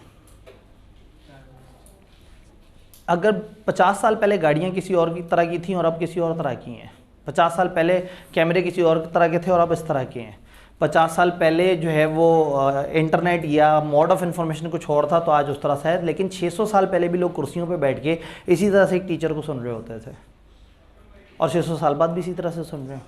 तो क्या किया हमने टेक्नोलॉजी से? सिर्फ लोगों को मजबूर करके सामने बिठा दिया। आधे टाइम तो उनको समझ ही नहीं आता टीचर के बोल क्या रहा है, क्योंकि उनका स्पैन कम हो चुका है जो इंटरेस्ट का है। उनको 15 मिनट के बाद आवाज़ारी होना शुरू हो जाती है, क्योंकि उनको टिकटॉक की वीडियोस की आदत है, उनको यूट्यूब की आदत है, उनको व्हाट्सएप की आदत है। तो अब जंग ये है, लेकिन बहरहाल डिसरप्शन तो आ गई ना, डायनामिक्स तो चेंज हो गए। बिजनेस ने समझ तो लिया कि ऑनलाइन एक दुनिया है और उसको भी कैटर किया जा सकता है। सबको पता लग गया कि सामने आए हुए लोगों के अलावा भी एक ऑडियंस है जिसको दूर दूर से तोड़ा जा सकता है। तो एजुकेशन सेक्टर पे चीज़ें डिफरेंट हो गई, लेकिन हम जिस टाइम पे ऑनलाइन सोचते थे 15-16 में, उस वक्त इंटरनेट भी बहुत फास्ट नहीं होते थे, तो लोगों को प्रॉब्लम होता था कि हम ऑनलाइन क्लास कैसे लेंगे, उसमें ये इस तरह से। अब क्या हुआ, कोविड के बाद से इंटरनेट कंपनीज़ ने भी अपने तेज़ इंटरनेट पैकेज लॉन्च किए और आहिस्ता आहिस्ता हम सब की डिपेंडेंसी इंटरनेट पर ज़रूरत से ज़्यादा बढ़नी शुरू हो गई। डन। टेक्सटाइल इंडस्ट्री, टेक्सटाइल पे ज़रा लंबी डिस्कशन है, कोई छोटी इंडस्ट्री पकड़ लेते हैं। सोलर पे बताएं, इसको मैं ऐसे कर देता हूँ। हाँ जी, सोलर पैनल आ गए। क्या करता है सोलर पैनल? सन की लाइट लेता है, हीट नहीं, सन की लाइट लेता है, उसको कन्वर्ट करता है बिजली में और लोगों को प्रोवाइड कर देता है। With a good solar panel, अगर आप अपने घर, आपका अगर 10 मरले का घर है या 1 कनाल का घर है, तो उसके ऊपर तकरीबन आज के रेट्स के हिसाब से आप 10 लाख रुपए का खर्चा करेंगे तो आपका एक इस तरह का पैनल बन जाएगा जो आपके घर में एक बड़े साइज़ का या 2 छोटे साइज़ की AC और आपके 5-7 पंखे और 10-12 लाइटें मुसलसल जला के रखेगा। और आप वापडा यूज़ नहीं कर रहे होंगे, आप सोलर पैनल पे होंगे। फिर सोलर पैनल जो है उसमें भी 2 मोड हैं, एक ये है कि बस वो एनर्जी लेता है और आपको डिस्प्ले करता है, और एक ये है कि एनर्जी लेके आपको देने के बाद जो बच जाती है उसको स्टोर करता है, उसको बैटरीज में डालता है। इसी का एक एक्सटेंडेड वर्जन है कि आप बैटरी में मत डालें, आप रिवर्स मीटरिंग की तरफ चले जाएँ। वापडा एक सिस्टम आपको देता है कि आप बिजली अपने पास इस्तेमाल करें और बाकी वापडा को वापस करनी शुरू कर दें, आपका मीटर उल्टा चलना शुरू हो जाएगा। और फिर उसके बाद रात के वक्त जब आपके पास वो एनर्जी स्टोर हुई हुई नहीं है, आप जब वो कंज्यूम करेंगे तो आप वापडा से फिर से मीटर कंज्यूम करना शुरू हो जाएंगे। तो होगा ये कि पूरे महीने के बाद आपका 2 रुपये का बिल आ रहा होगा, -5 रुपये का बिल आ रहा होगा, या कुछ इस तरह से करके। तो अक्सर लोगों ने अपनी एक दफ़ा सोलर लगवा के कॉस्ट कंट्रोल कर ली। तो इसी तरह से energy, solar energy, electric energy, इसके अंदर काफ़ी ज़्यादा काम हो रहा है। अब काफ़ी ज़्यादा इलाकों में लोग ट्यूबवेल पे खर्चा नहीं करते, सोलर पैनल लगवा लेते हैं और उसके बाद वो ट्यूबवेल जो है वो सपोर्टेड हो जाता है और उसके बाद थ्रू आउट उनके पास। लाहौर में अक्सर खंभों के ऊपर आपको नज़र आएगा छोटा सा सोलर पैनल लगा हुआ है, वो खंभे के अंदर जितनी भी बिजली है उस सोलर पैनल से वो खुद ही से बिजली बना रहा है, उसको खंभे को देता जा रहा है और उसकी रोशनी के लिए गवर्नमेंट को वापडा का इंतज़ार नहीं करना पड़ता। वो खंभा सेल्फ सफिशेंट हो गया उस सोलर पैनल की वजह से। ये फिर दूर की बात है, लोगों ने खबरों पर जाके एक सोलर पैनल और उसके साथ एक छोटी सी डिवाइस लगाई हुई होती है, छोटी सी डिवाइस जिस पे सूरह यासीन मुसलसल चल रही है, सूरह रहमान मुसलसल चल रही है, एक MP3 प्लेयर है जिस पे आवाज़ चल रही है, उसके साथ एक छोटा सा सोलर पैनल लगा हुआ है। वो उधर से एनर्जी ले रहा है और उसको वो कर रहा है, और हर वक्त ही जो है कब्र के पास जो है वो इस तरह की आवाज़ आ रही है। तो अक्सर लोगों ने जो है वो कब्रिस्तान में जो है वो अपने कब्र के साथ इस तरह से वो लगाया हुआ होता है, यानी कि अपने रिश्तेदार की कब्र के साथ, कि मुसलसल दुआओं की आवाज़ आ रही है, उस कब्र को भी सुनाई दे रही है, इर्द गिर्द भी जा रही है। तो सोलर एनर्जी तो बड़ी डिफरेंट हो गई है। कितना मज़ा है कि आपके पास एक साइकिल हो और उसके ऊपर एक सोलर का पैनल लगा हुआ हो और छोटी सी एक बैटरी हो। आप साइकिल चला रहे हो, जब आप साइकिल चला रहे हो तो सोलर से भी एनर्जी आ रही हो, और जब आप पैडल चला रहे हैं तो पैडल की मैकेनिकल मूवमेंट से भी थोड़ी सी एनर्जी अंदर जा रही हो।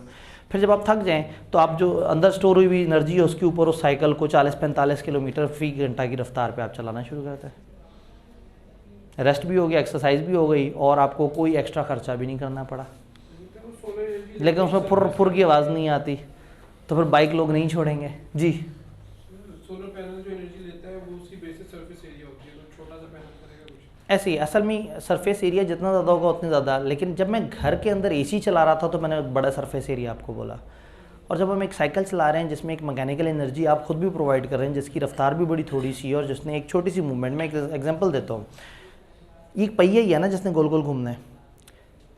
घड़ी के अंदर एक सेल डालते हैं छोटा सा, 1 साल तक घड़ी टिक टिक टिक करती रहती है, सिर्फ गोल स्मूथ नहीं घूमता, झटका खा खा के घूम रहा है, और साल तक घूमता रहता है।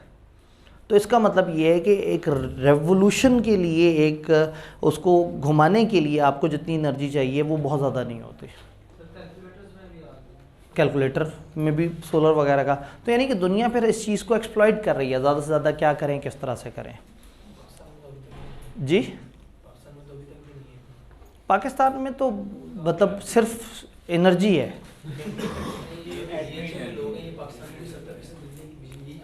जी।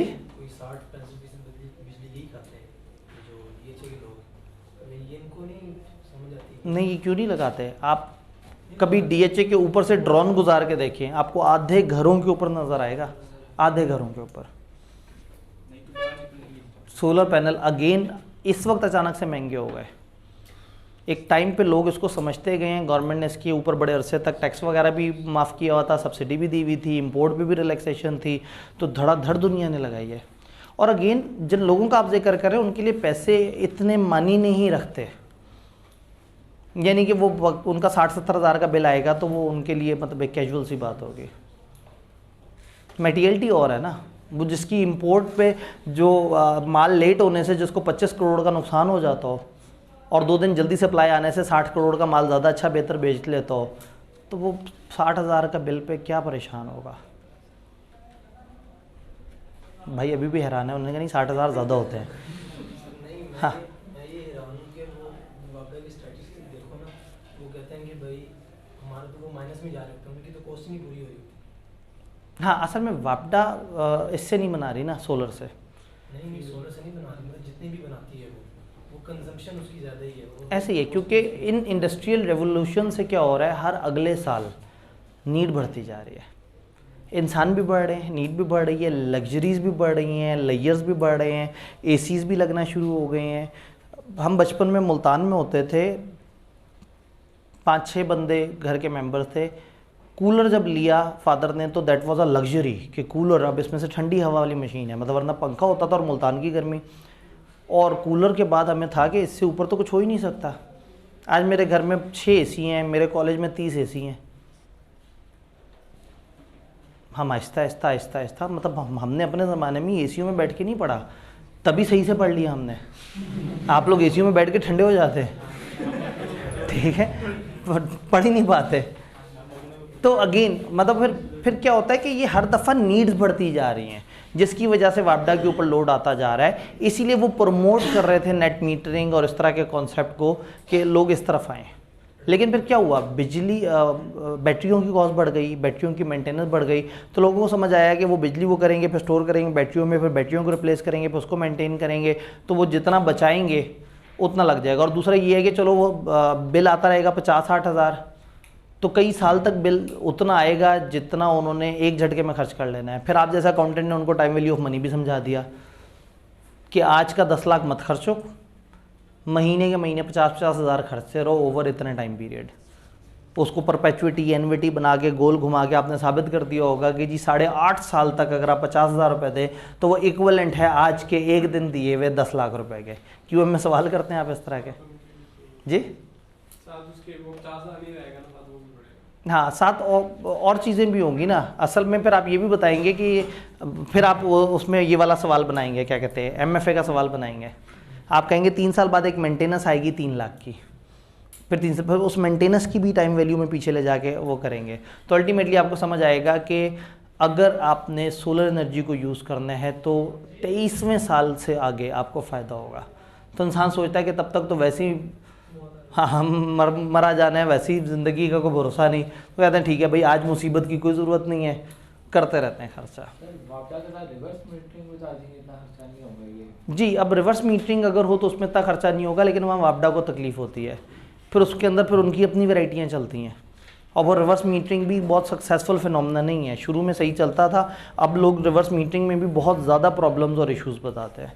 हमारे मुल्क में मेरिट के कत्लेआम के बाद जो है ना, कोई भी चीज़ अच्छी नहीं चल पाती, क्योंकि सही बंदा सही पोजीशन में नहीं बैठा होता। लेकिन इससे पहले कि हम इस पर दुखी हूँ, हम टेक्सटाइल के ऊपर जिक्र। टेक्सटाइल का क्या ताल्लुक टेक्नोलॉजी से? टेक्सटाइल में तो धागे से कपड़ा बनना है, सुई धागा पकड़ें और ऐसे करके कपड़ा बना दें। नहीं, सिलाई मशीन चलाएं। सिलाई मशीन से आपको पता है 61 अरब बना लेते हैं लोग, सिलाई मशीन चला चला के। पता नहीं है अगर आपको पता है, ठीक है। हमारे पाकिस्तान में 2 ही तो सक्सेसफुल बिजनेस हैं, एक स्टील का जिससे लोगों ने पता नहीं कितने अरब बना लिए, एक सिलाई कढ़ाई की मशीन का, उससे लोगों ने 60-61 अरब बना लिए। चीनी का तो खैर वो तो सपोर्ट बिजनेस है ना, वो तो सबको सपोर्ट करता है जी। तो ये सिलाई में टेक्नोलॉजी कहाँ है? पहले ऐसा होता था, अब क्या होता है?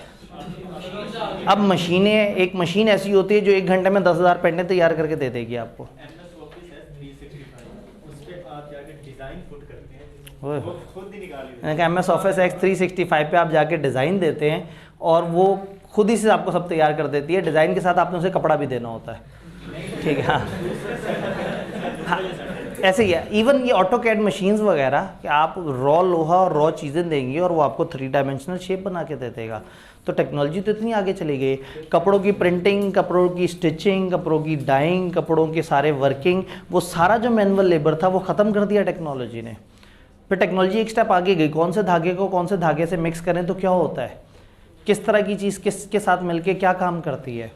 तो एक एग्जांपल दी हुई आईकेप की किताब ने। आईकेप की किताब में कुछ एग्जांपल दिए हैं, एग्जांपल्स सिलेबस का हिस्सा नहीं होती, समझाने के लिए होती हैं, लेकिन इस दफ़ा जो उन्होंने एग्जांपल दी उसका फॉर्मेट चेंज था, वो उन्होंने मेन टेक्स्ट के साथ लिखी हुई थी। तो मैंने एहतियातन किताब में वो example they the. I believe कि उनसे एक फॉर्मेटिंग एरर हुआ होगा, वो एक एग्जांपल थी जो किताब के अंदर कॉन्टेंट के साथ मिक्स हो गई। एग्जाम्पल नाइके की ड्राई फिट टेक्नोलॉजी।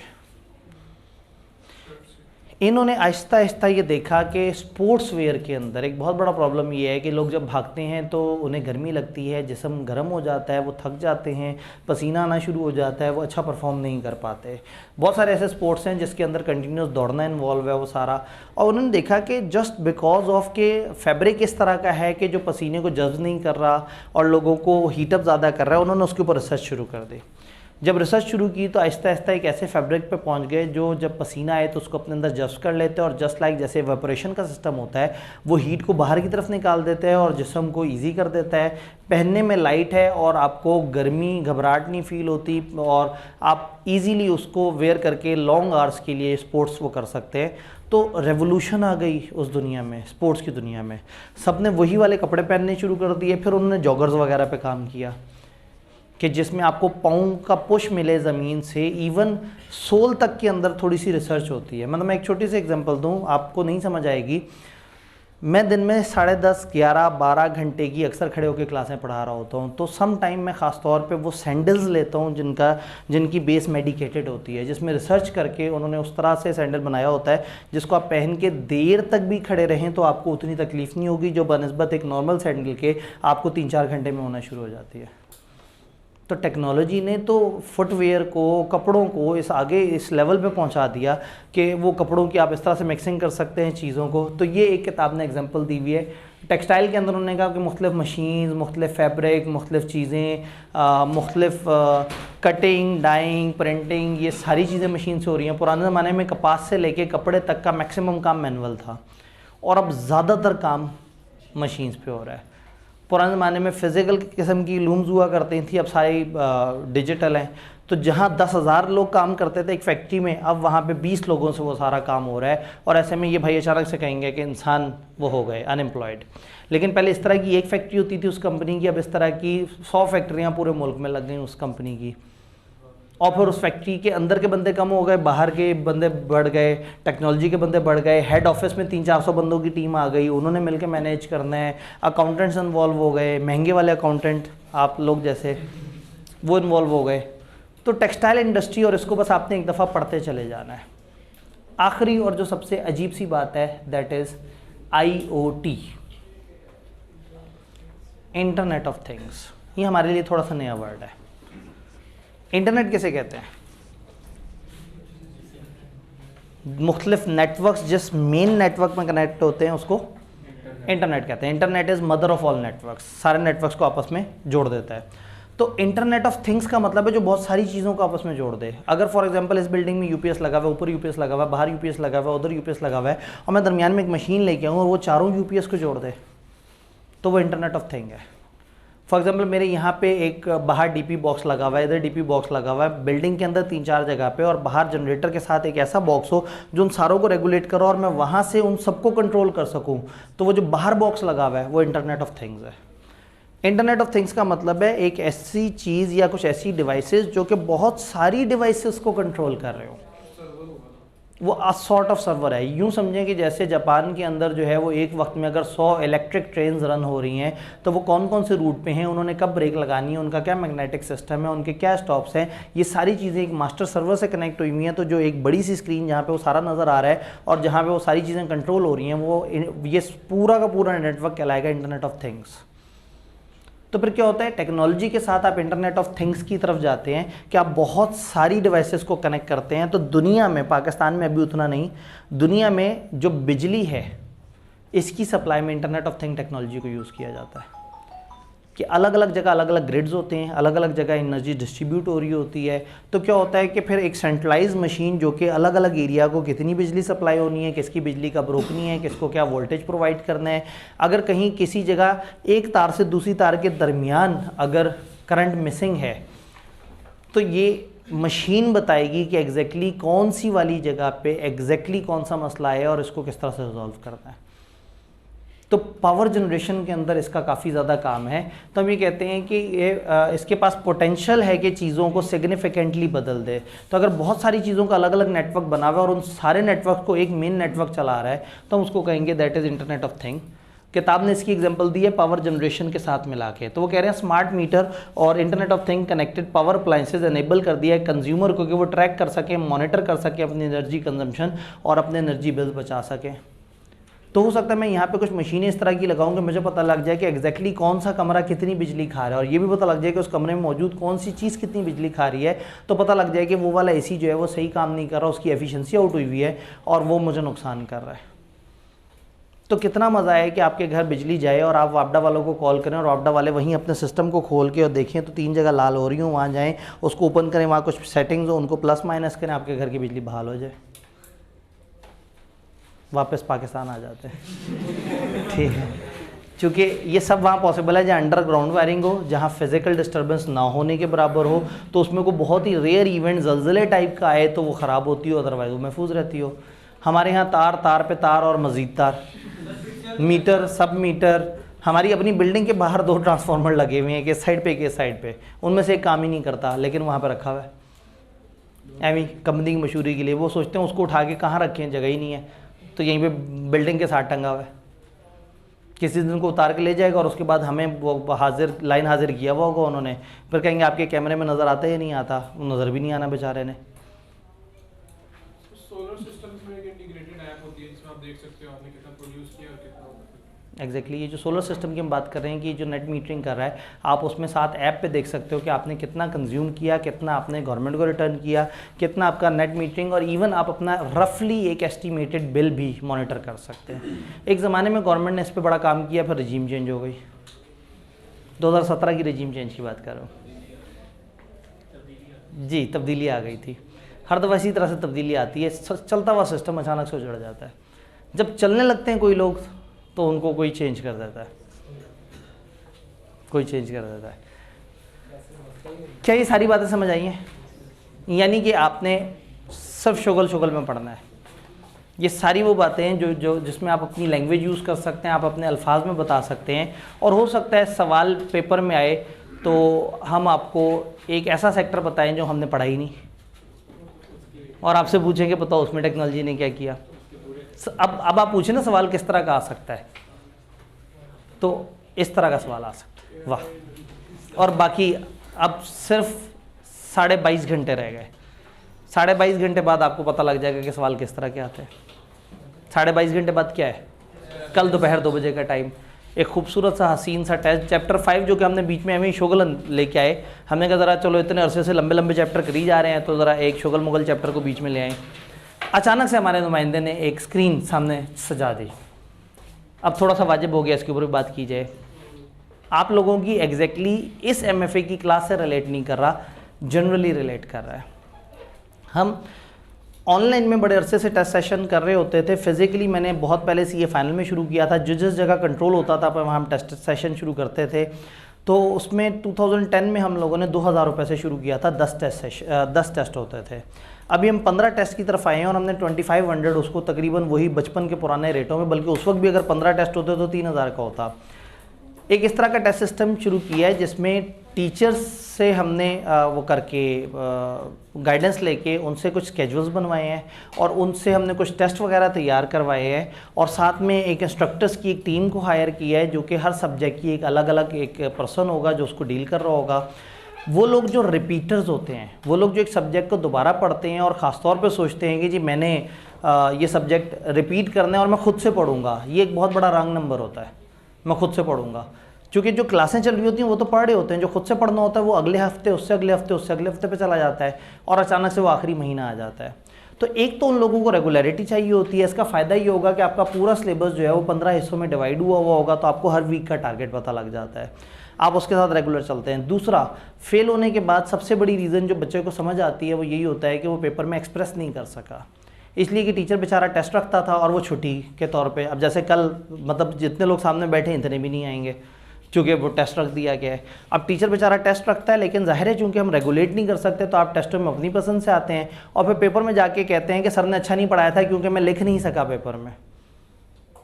तो बेचारे सर ने टेस्ट वगैरह लेके कोशिश की होती है कि आप वो सारे उसमें आएँ। तो जो सब्जेक्ट आप सेल्फ पे पढ़ रहे होते हैं, जो पोस्ट रिजल्ट में आप पढ़ रहे होते हैं, जिसमें आपको अपनी थोड़ी सी प्रैक्टिस करनी होती है, तो 8 सब्जेक्ट का ना इस तरह से आपको एक मैप मिल जाएगा। 3 रेगुलर टेस्ट होंगे, फिर एक क्वार्टर टर्म होगा, फिर 3 रेगुलर टेस्ट होंगे, एक मिड टर्म होगा, 6 रेगुलर टेस्ट होंगे और एक फाइनल मॉक होगा। तो 2 100 नंबर के 3-3 घंटे के, एक 50 नंबर का 1.5 घंटे का, और बाकी 1 से सवा घंटे के टेस्ट हैं जो कि इस तरह से स्प्रेड हुए हुए होंगे। तो वो लोग जो कि अपने आप को असेस करना चाहते हैं या अपनी राइटिंग को इम्प्रूव करना चाहते हैं, तो उनके लिए हमने ये स्टार्ट किया है। पूरे वीक में एक रूम नंबर 2 मुसलसल अवेलेबल होगा, आप किसी भी वक्त सुबह 9 से 4 बजे तक वहाँ पे जाके टेस्ट दे सकते हैं। तो हुआ ये कि उन्होंने बाहर लिख के लगाया टेस्ट सेशन स्टार्टिंग, तो उसके बाद बच्चों को पता ही नहीं था ये क्या चीज़ होती है। तो देन उन्होंने कहा कि आप लोग टीचर्स अगर क्लास में थोड़ा सा बता दें, क्योंकि लोगों को आदत नहीं है इस प्रोडक्ट की। हम ऑनलाइन ये वाला काम कर रहे हैं बड़े अरसे से। हमारे पास पिछले साल 7000 स्टूडेंट्स जो है वो इस तरह के ऑनलाइन सिस्टम में थे, जो ऑनलाइन घर बैठे बैठे टेस्ट वो बनाते थे वो और उसकी तस्वीरें खींच के भेजते थे। तो अब फिज़िकली, चूँकि अब मुझे ज़रा ज़्यादा कंट्रोल मिला है, तो फिज़िकली ये टेस्ट सेशन जो है वो इस दफ़ा हम यहाँ शुरू कर रहे हैं एक प्रॉपर सुपरविजन में, एक टीम के साथ। तो और इसको वही बात है कि हमने सोचा है कि इसकी फ़ीस अभी काफ़ी नॉमिनल रखी जाए, इतनी कि आप लोगों को वालदेन से ना पैसे लेने पड़े, आप अपनी पॉकेट मनी, अपने हॉस्टल वगैरह के जो खर्चा पानी है उसमें से ही थोड़ा सा एडजस्ट करके उसको कर सकें। तो ये एक चीज़ है जो कि नेक्स्ट मंडे से स्टार्ट हो रही है। तो हो सकता है कि अभी आपने तैयारी ना की हो इतनी जल्दी, तो मंडे से स्टार्ट होने का ये मतलब नहीं कि आपने मंडे को टेस्ट भी दे देना है, आप बेशक अगले वीक के सैटरडे पे टेस्ट दे दें। हर सब्जेक्ट का एक दिन इंस्ट्रक्टर फुल डे अवेलेबल होगा, जिसको आप आके कह सकते हैं जी तुम्हें मेरे नंबर काटे हैं तो क्यों काटे हैं, मैं क्या इंप्रूव कर सकता हूँ, चीज़ों को किस तरह से लेके चला जाए। जो पेपर वाला दिन होता है ना ICAP का, वही हमने इंस्ट्रक्टर की अवेलेबिलिटी का दिन रखा है कि MFA अगर पेपर में आप दे रहे होते हैं वेडनेसडे को, तो यहाँ पे फिर वेडनेसडे वाले दिन जो है वो इंस्ट्रक्टर अवेलेबल होंगे, आप उनके पास जाके अपनी राइटिंग का बता सकते हैं। अब MFA में आपकी ज़रूरत नहीं है क्योंकि MFA आप रेगुलर क्लास ले रहे हैं और टेस्ट दे रहे हैं, तो जो भी सब्जेक्ट होगा सिर्फ FR1 का हमने डे चेंज किया, अदरवाइज बाकी सब्जेक्ट उसी दिन इंस्ट्रक्टर अवेलेबल है। अच्छी बात है कि आप उसी दिन आएँ, लेकिन हम आपको मजबूर नहीं कर रहे, तो पूरा हफ्ता आपके पास अवेलेबल है, आप जिस वक्त भी आके उसको टेस्ट को दें। तो ये कम पैसों में एक इस तरह की चीज़ निकाली है कि इतने पैसे रखे हैं कि बस इसका खर्चा निकल आए, ये ब्रेक इवन या ब्रेक इवन से थोड़े से नीचे भी चल पड़े, लेकिन ये लोगों के लिए काफ़ी वैल्यूड एक्टिविटी है कि आप आएँ, आप 15 टेस्ट दें, आप अपने आप को असेस करें और देखें कि कहाँ पे प्रॉब्लम है, और सिस्टमेटिकली आप साथ साथ उस सब्जेक्ट को लेके चल सकें जिसको आपने सोचा है कि मैं सेल्फ पे करूँगा।